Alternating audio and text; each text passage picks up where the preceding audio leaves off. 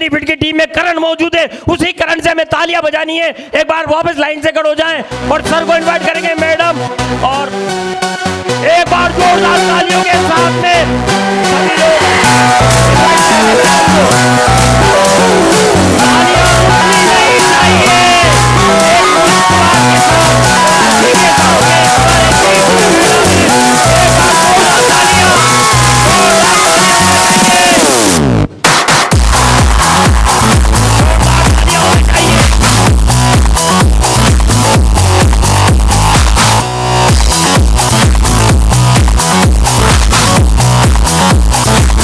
लोग नहीं चाहिए। हेलो, मैं एक मैडम के लिए एक शेर कहूंगा, उसके बाद मैं माइक दूंगा। ले लिया क्या? माइक तो है ना मैडम के बाद।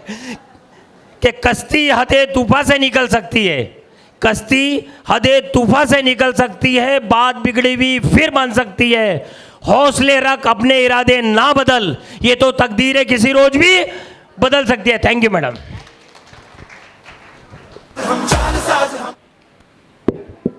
ये बंद कर।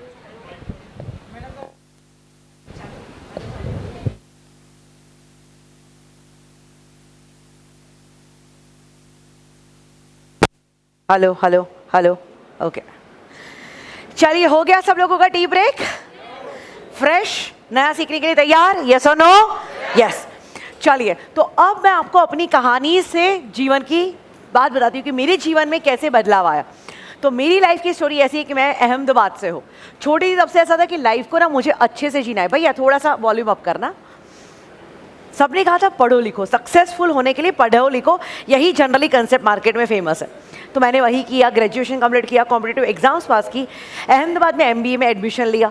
जब मेरा एमबीए का पढ़ाई चल रहा था, और थोड़ा सा बढ़ाना आवाज़, जब मेरा एमबीए का पढ़ाई चल रहा था तो मेरे कैंपस में रिलायंस कंपनी आई, कैंपस इंटरव्यू हुए।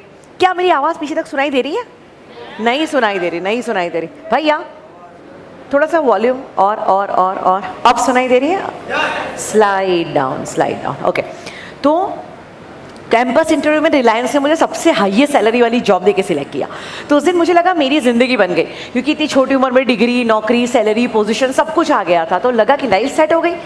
बट आपको बताऊँ मैं एक चीज़, आपकी लाइफ में सब कुछ हो पर आपके जीवन में आप खुश ना हो तो आपके सब कुछ की कुछ भी वैल्यू नहीं है। और मेरे साथ बिल्कुल ऐसा हुआ। जो काम करने के लिए मैं ऑफिस में जाती थी, मुझे वही काम पसंद नहीं आता था। तो मैंने रिलायंस में से रिज़ाइन करके बिरला में गई। बिरला में भी सेम काम मिला, बिकॉज डिग्री एमबीए का लिया। तब समझ में आया कि हम लोग कुछ भी आगे, हमारे अंदर टैलेंट क्या है ना, ये ढूंढने का प्रयास नहीं करते। हम लोग करियर भी कैसे सिलेक्ट करते पता है? मार्केट में क्या चल रहा है, पैसा किस में ज़्यादा मिल रहा है, ईजी काम कौन सा है, फैमिली वाले किस में थे ना। करियर सिलेक्ट करने का सबसे बेस्ट तरीका होता है तुम्हारी टैलेंट किस में है, तुम्हारा पैशन किस में है, वो ढूंढो। मम्मी पापा ने जो किया, वो सबने क्या किया, वो नहीं। भैया ये कूलर जो है ना, इसको इस तरफ घुमा दो, इस तरफ, क्योंकि उसकी आवाज़ यहाँ काट रही है। इसको इस डायरेक्शन में, फ्रंट डायरेक्शन में घुमा दो। तो अब हाँ, इस तरफ जो सुबह अभी फेसिंग था वही रखो, इसकी आवाज़ बहुत डिस्टर्ब कर रही है। ठीक है, डन। अब मैं आपको एक चीज़ बताऊं, सच में लिटरली मैंने ये चीज़ देखी कि मेरे अंदर टैलेंट क्या है वो भी मुझे खुद को नहीं पता था। तो मुझे कभी लगा कि मुझे डांसर बनना चाहिए, कभी लगा एक्टर बनना चाहिए, कभी लगा सिंगर बनना चाहिए, कभी लगा आरजे बनना चाहिए। मैं कभी आरजे का काम भी करके आई हूँ, बहुत सारी चीज़ें करी, पर मुझे ज़िंदगी में कुछ भी समझ में नहीं आ रहा था। और इसीलिए मैं एक, आप है ना, शांति से आज बैठ के YouTube, Instagram, Facebook, Himani's happiness आप देखना, हमारी हर एक प्रोडक्ट, हर एक वर्कशॉप, हर एक एक्टिविटी आपका जो लाइफ है ना उसको और भी बेहतर बनाने के लिए एक गारंटी होती है कि आप मेरे साथ जुड़ोगे ना तो आपकी लाइफ के आप 10 कदम आगे निकलोगे। क्योंकि मैंने इसी तरह से अपने जीवन में आगे निकली हूँ।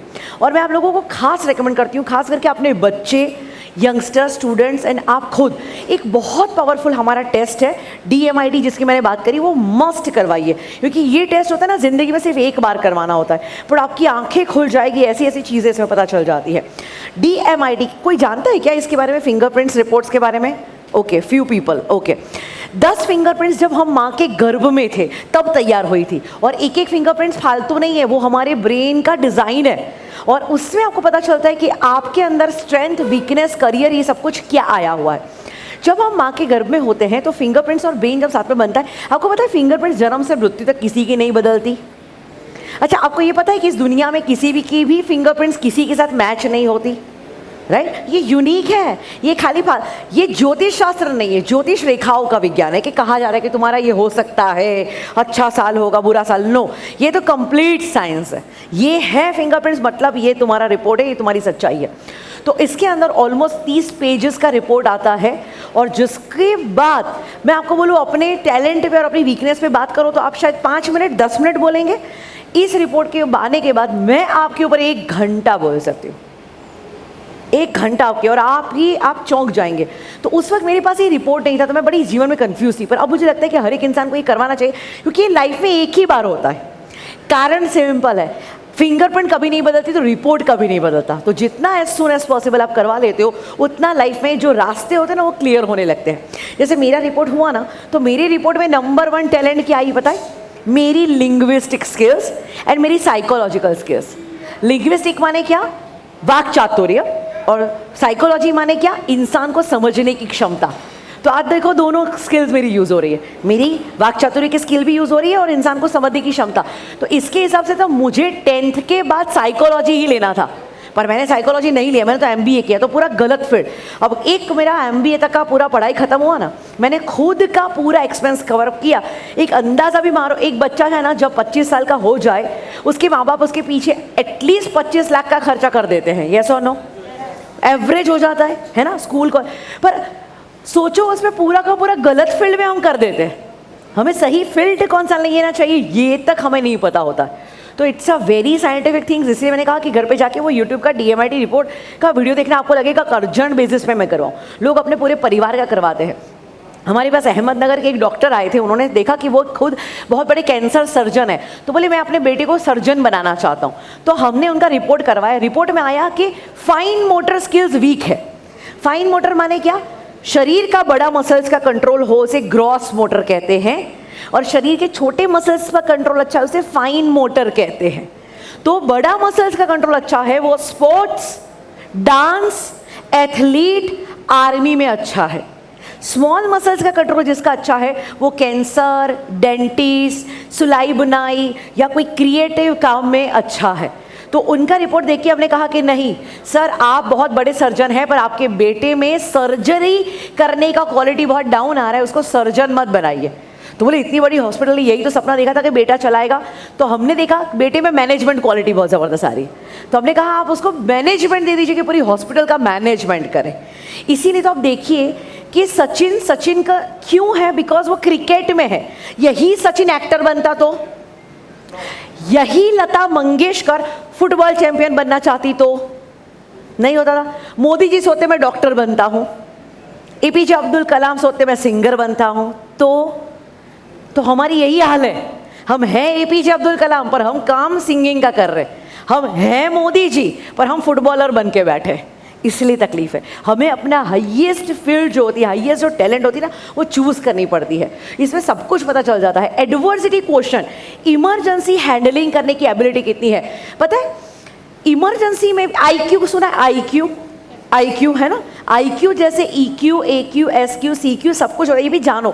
जैसे कुछ लोग कहते हैं मुझे मेरे बच्चे को पायलट बनाना है, पहले चेक करना कि उसका AQ कितना है। AQ माने एडवर्सिटी क्वेश्चन, एडवर्सिटी क्वेश्चन माने इमरजेंसी आते हुए ही उसका ब्रेन काम करता है कि उसका ब्रेन स्टॉप हो जाता है।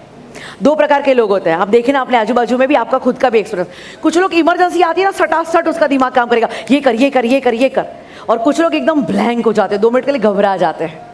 तो पायलट बनने वाले इंसान अगर घबरा जाए तो वो खुद के साथ औरों की जान का भी रिस्क ले लेते हैं। यस और नो? यस। तो उसको हमेशा AQ, हम लोग क्या देखते मेरे बच्चे का मार्क्स अच्छा इसलिए पायलट बनाऊंगा ना, वो खुद की जान का भी रिस्क है उसके ऊपर। और कुछ जैसे अभी एक पायलट का एग्जाम्पल आपने देखा कि किस तरह से उनकी पूरी जिंदगी कितने लोगों के साथ चली गई, राइट। और एक आपने वो फिल्म देखी थी अजय देवगन की, रनवे 34 करके आई थी, ये फिल्म एक ऐसे पायलट की कहानी थी जो इमरजेंसी में प्लेन ऐसे लैंड कराता है और सबकी जान बचाता है। तो हर एक चीज़ की एक टैलेंट होती है, हर एक चीज़ की एक क्वालिटी होती है और हर एक को अपनी क्वालिटी के हिसाब से करियर चूज करना चाहिए। It's so very important. इसमें ये भी पता चलता है कि आपका VAK कैसा है। VAK का है विजुअल, ऑडिटरी या काइनेस्थेटिक। विजुअल माने कुछ लोग दुनिया में सब कुछ देख के सीखते हैं, ऑडिटरी हमेशा सुन के सीखते हैं, एंड काइनेस्थेटिक का हमेशा अनुभव होता है, फिजिकल मूवमेंट्स होती है। एग्जाम्पल, एक चाय बनाना सीखना है ना, तो विजुअल जो होते हैं ना वो हमेशा ध्यान से देखते हैं कि कैसे चाय बन रही है, उसने देखा, उसके ब्रेन में फीडिंग हो गया। ऑडिटरी हमेशा बातें करेंगे, अच्छा मतलब चाय उबालो पहले, हाँ हाँ 2 चम्मच शुगर, पर तू देख तो रहा है 2 चम्मच, बोल क्यों रहा है? वो इसलिए बोलेगा क्योंकि वो बातें करेगा। और काइनेस्थेटिक जो लोग होते हैं ना वो हमेशा लाओ मैं कर लेता हूँ, वो हिलता डुलता रहेगा। तो अब होता क्या है कि एग्जाम्पल, ये रिपोर्ट इसलिए करना चाहिए क्योंकि हमारा पैटर्न क्या है, हम कैसे सबसे ज़्यादा सीखते पता चलेगा। अगर माँ विजुअल है तो वो क्या बोलेगी बेटे को, बेटा पढ़, पर बेटा अगर काइनेस्थेटिक है ना तो वो 10 मिनट भी पढ़ नहीं सकेगा। और काइनेस्थेटिक बच्चे होते हैं ना वो तो 10 मिनट भी शांति से नहीं बैठ सकते। आपने कुछ बच्चों को देखा है बैठे होंगे तो भी पैर हिल रहा है, उसका हाथ हिल रहा है, ऐसा देखा आपने? एक्टिव। तो आप क्या कहते हो, अरे स्टॉप कर। वो पैर हिला रहा है, दैट मीन्स वो कॉन्सेंट्रेशन बना रहा है। काइनेस्थेटिक लोग जब तक बॉडी का कोई भी पार्ट उनका शेक नहीं होगा तब तक वो कॉन्सेंट्रेट नहीं करेंगे। आप उसका वही पार्ट रोकते, हाथ छोड़, पैर रुक, ये मत कर, तो अब उसका दिमाग कोई तुम्हारी बात पे नहीं है, ना वो पढ़ रहा है ना तुम्हें सुन रहा है। तो इस तरह से चलता है। तो इस तरह से हम बिहेवियर, अब आप विजुअल हैं और वो ऑडिटरी है तो उसको सुनने की मेथड्स लगेगी। तो हर एक की अपनी एक मेथड होती है। तो हम दुनिया का पूरा ज्ञान लेते हैं पर अपना जो पावरफुल दिमाग कैसे काम करता है उसके ऊपर कभी भी टाइम स्पेंड नहीं करती। यस और नो? यस। तो इसलिए मैं आपको खास रिकमेंड करूंगी, मैं अगर आपको बुक का सजेशन दूं या मैं आपको DMIT का सजेशन दूं या मैं आपको ये सजेशन दूं कि आने वाले समय में हमारा जैसे लोनावला में 4 दिन का रेजिडेंशियल रिट्रीट हो रहा है, हिमालय